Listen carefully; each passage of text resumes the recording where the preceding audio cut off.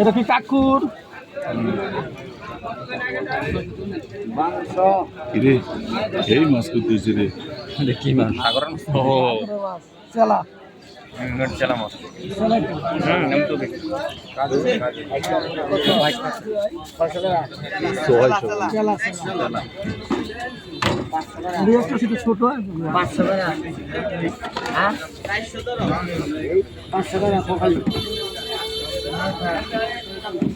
আর 420